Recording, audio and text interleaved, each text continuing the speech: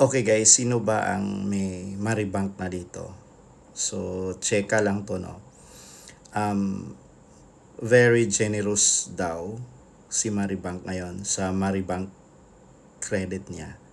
Way too generous, magugulat ka. Kasi ang iba, nagbabasa ako ng mga feedbacks, no? Like, hindi nila inaasahan na magkakaroon sila ng ganong credit limit sa Maribank.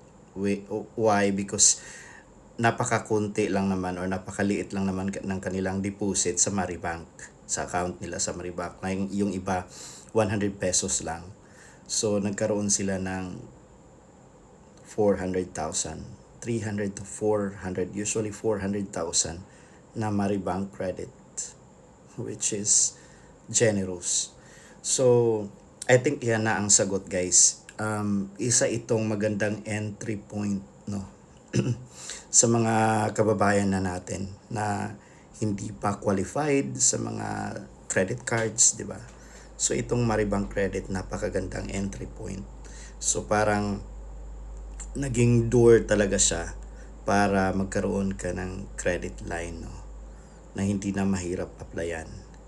So, in my activity kami sa church for 3 days held sa SM last time, no? last weekend. And marami ako nakikitang gumagamit. Yes, gumagamit ng Maribank card, no, yung orange, napakaganda. Kitang-kita, malaki masyado yung litra, no, na Mari. I think Mari o Maribank. So, yun.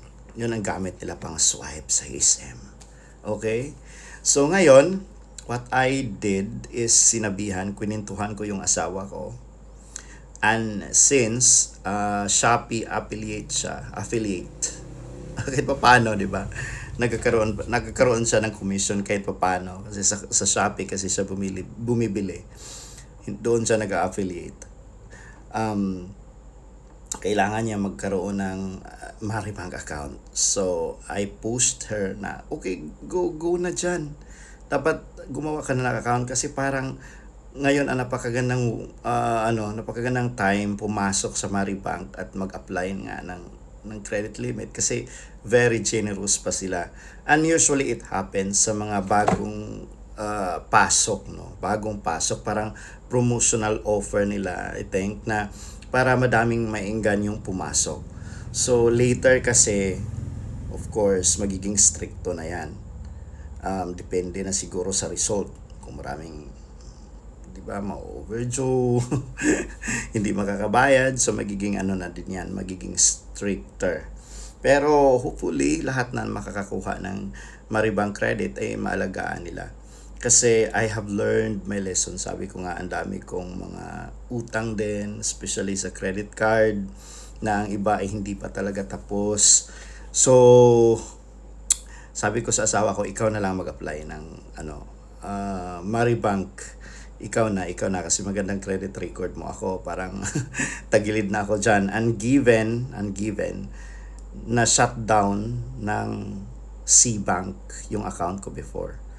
Kasi ang Maribank dati C-Bank yan. Isa ako sa mga pioneering user talaga ng C-Bank. Hindi pa yan kilala talaga or hindi pa ganun kasikat just like now na Maribank na siya.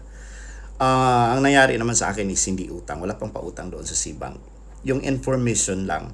Kasi may mga deposits ako before na hindi ako nakapag-present ng mga resibo talaga. And galing yun sa mga affiliates ko before. So, very strict sila. Hindi ko na, super busy ako nung time na yun. Hindi ko na napasa yung mga requirements ahead of time. So, na-shutdown nga yung account ko. Pero okay lang. Yung asawa ko meron siyang Maribank. Kwentuhan ko din kayo, guys, no? Kung maganda ba siya and how it works really.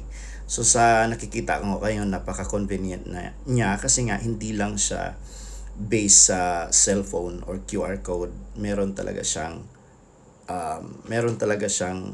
physical card. I-dig up ko pa yan kung yung physical card ba niya ay debit card or yun ay link sa kanyang credit line talaga. So kung meron kayong experience sa Maribank, paki-comment